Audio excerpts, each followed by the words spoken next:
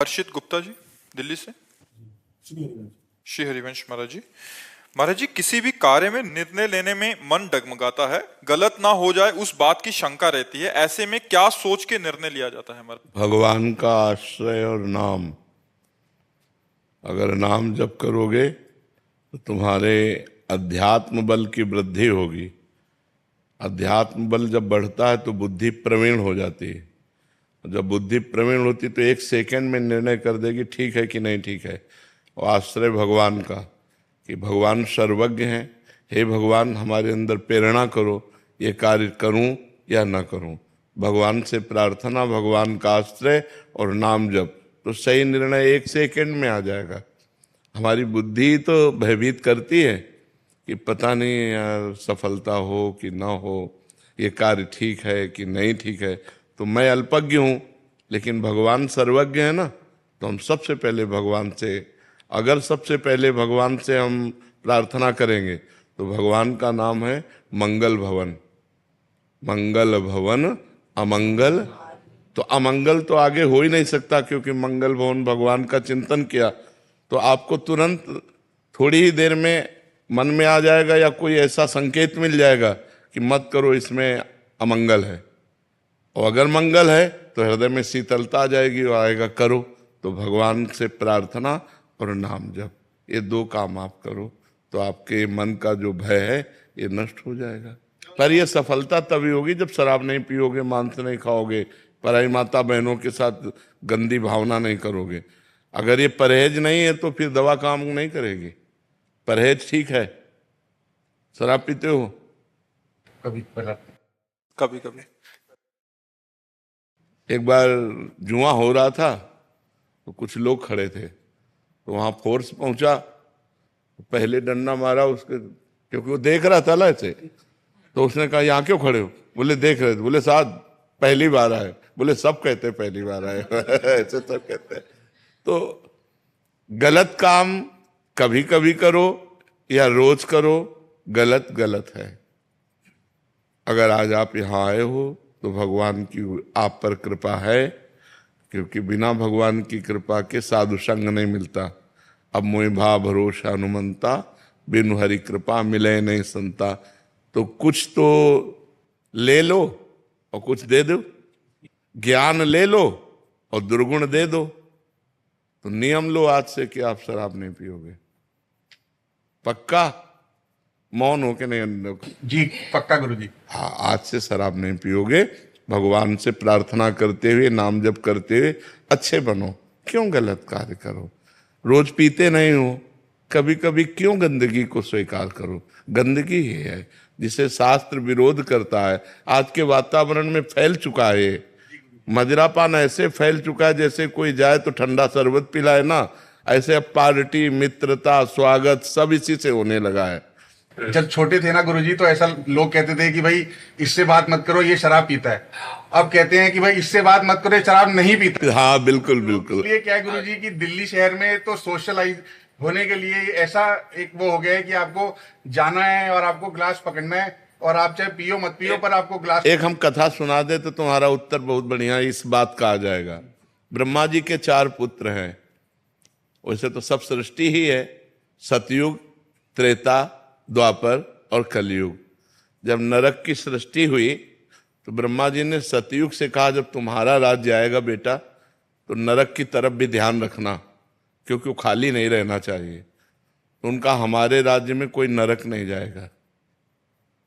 तो त्रेता से कहा तो उनका बड़े भैया जिस मार्ग में चलेंगे उसी मार्ग में हम चलेंगे। द्वापर से कहा तो द्वापर ने कहा पिताजी आपकी आज्ञा का कुछ कुछ पालन करने की कोशिश करूंगा। जब कलयुग से कहा तो कलयुग ने कहा पिताजी जैसे बड़े भैया के राज्य में कोई नरक नहीं जाएगा, ऐसे मेरे राज्य में कोई स्वर्ग नहीं जाएगा। मैं पूरा नरक हाउसफुल करूंगा। समझ रहे हो ना? तो उसी का राज्य चल रहा है। तो आप जैसा कह रहे हो ना कि अगर शराब ना पिए तो लोग कहते इसे बात मत करो, शराब नहीं पीता। शराब पीता है इसलिए बात करो, मतलब टोटल नरक। कलयुग ने वादा किया है, कलयुग ने वादा किया कि कोई भूल चूक से भगवत प्राप्ति कर ले या स्वर्ग चला जाए, नहीं सीधे हम पूरा नरक हाउसफुल करेंगे। तो देखो शराब पीना, पराई स्त्री से व्यभिचार करना, मांस खाना, चोरी करना, जुआ, घूस, अपराध प्रवृत्ति, ये बढ़ती चली जा रही है। आप देखो ना, बिल्कुल नॉर्मल हो गई है। बिल्कुल। तो भैया कलयुग वाली बात सच्ची मत करो कि यार सब हाउसफुल हो जाएंगे, नहीं, कुछ तो बच लिए जाए, कुछ तो आप बच जाओ, क्योंकि अच्छे आदमी हो, आपको भगवान ने सत्संग दिया, वृंदावन धाम आए साधु संग के, तो आपका दुर्गुण छूट जाना चाहिए। तो आज से नियम ले लो कि आप शराब नहीं पियोगे, और आप ही न ले यार, जितने बैठे उतने सब ले लो। गंदे आचरण काहे को करो, उससे कोई लाभ, एक लाभ बता दो हमको, अगर एक भी लाभ हो तो हम उसको छोड़ने की कोशिश करें। हमारे शास्त्रों में तो निषेध है ही, लेकिन प्रगट में भी एक भी लाभ हो, तो किसी भी तरह की अगर अच्छाई होती तो हम उसको सपोर्ट करते। एक भी अच्छाई नहीं, और अंदर जाकर के हमारे किडनी को, हमारे लीवर को, हमारे दिल को, हमारी आंतों को नुकसान पहुंचाती है, जिसमें मृत्यु निश्चित हो सकती है। ऐसे व्यसन को क्यों किया जाए जिसमें हमारे अंगों की हानि हो, पैसे की हानि हो, बुद्धि की हानि हो। और समाज भी हंसता है जब कोई ज्यादा नशे में हो जाता है, ऐसे पड़े दिखाई देता है तो समाज हंसता है। तो इसलिए हमें लगता है भाई इसे छोड़ दो, ठीक है, और भगवान का आश्रय लो, नाम जप करो, अच्छे आदमी बनो, बुरे आदमियों की संगति से बचो, नहीं तो बहुत हानि हो जाती है।